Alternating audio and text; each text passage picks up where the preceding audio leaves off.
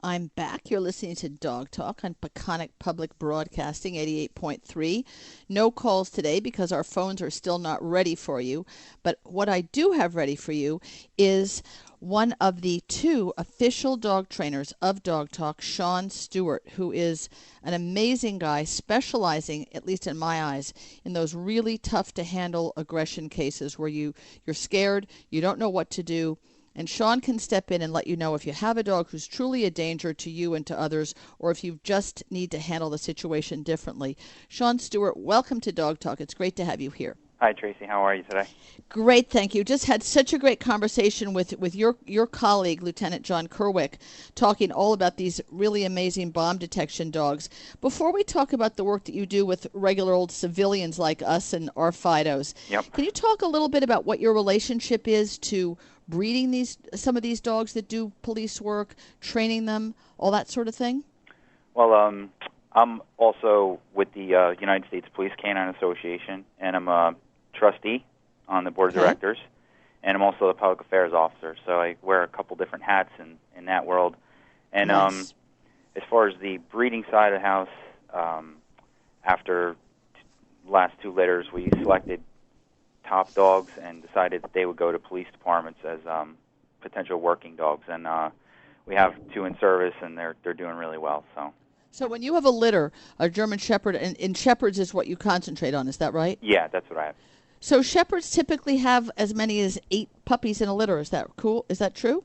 8? Yeah, I had 12 in my last litter. So we. Oh my goodness! How did you pick the two? This is the big question for people. I was saying to Lieutenant John, what about someone who has that really high drive, to our minds, out of control lab or shepherd or whatever the dog may be, that just wants to move all the time, doing something, chasing something, retrieving something?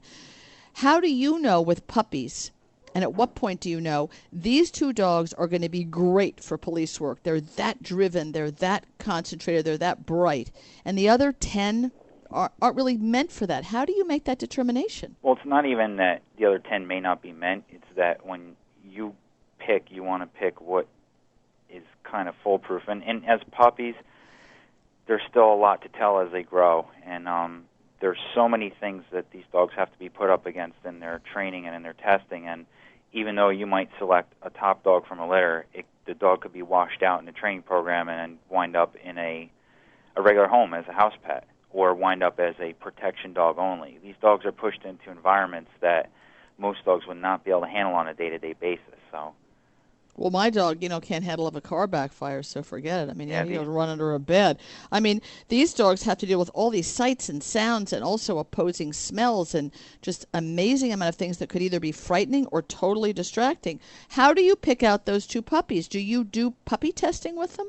yeah, in the beginning, there's a lot of with my puppies, I take them out into one of the larger home improvement centers that will remain nameless, and I usually will start seeing who's strong in the litter, and I will take them out at 6 to 7 weeks old and bring them with me and put them into the environment. There's no dogs in that environment, so it's not something where I got to worry about cross-contamination disease transmitted from dog to dog. Right. But I get to see how these dogs react to the sights, the sounds, the things that are just overpowering to them visually, and you can kind of pick out, like, all right, this dog's bulletproof. This one's going to have some nerve strength to be able to handle gunshot, going on an airplane, being put onto a train, being at the bus stop when the air brakes go off on the bus.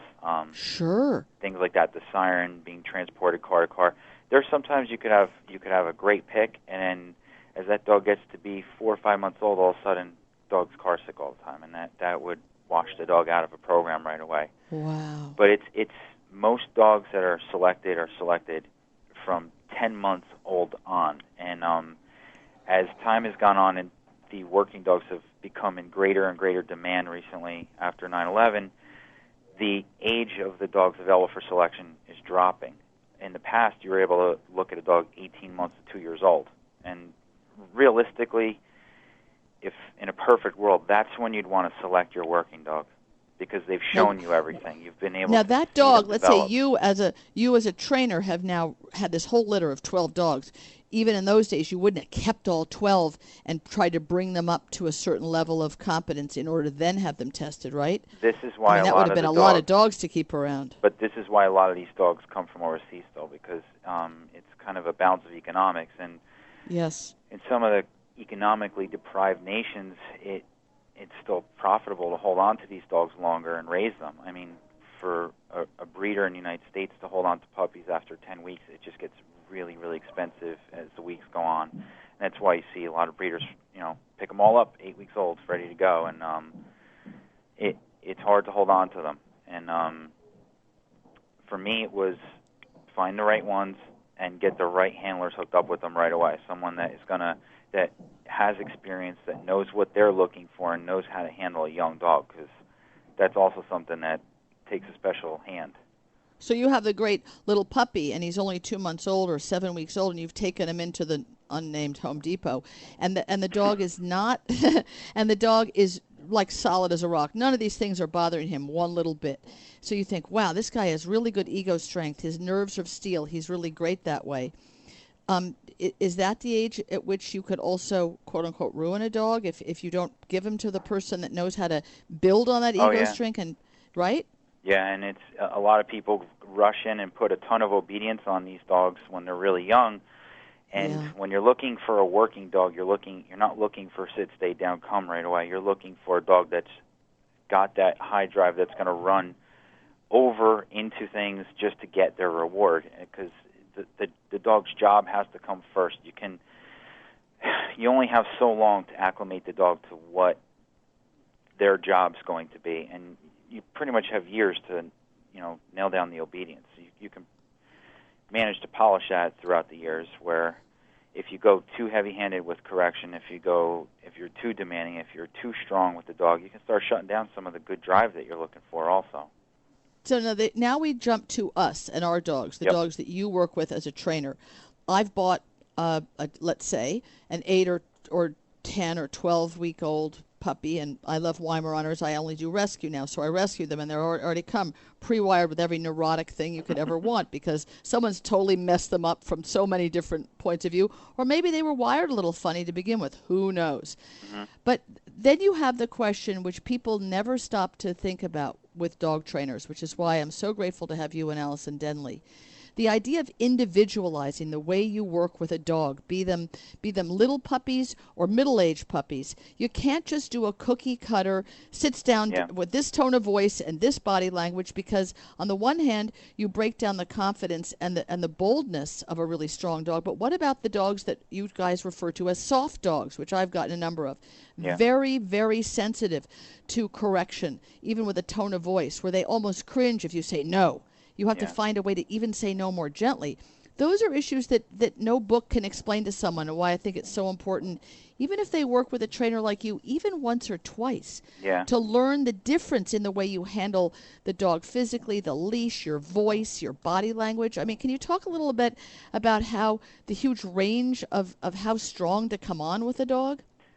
One of the things that most of my clients will tell you is that I'm super relaxed, and I don't go out of tone. The voice I'm using now and the tone I'm using is the exact tone that I will use on Central Park West and Upper West Side of New York City midday. Yep. And I'm Yep. trying to get the dog to listen for me, not to me, and to Well, I like find that. me That's and great. find the commands. And it's important, because if you have to go out of character, then that means every time you want this dog to respond to you, you have to be someone other than yourself. And I really like the dog to understand, look, this is who I am. I'm going to be calm. I'm going to be that calm, assertive leader that everyone's heard about. And Yes. this is where your reward comes from, too.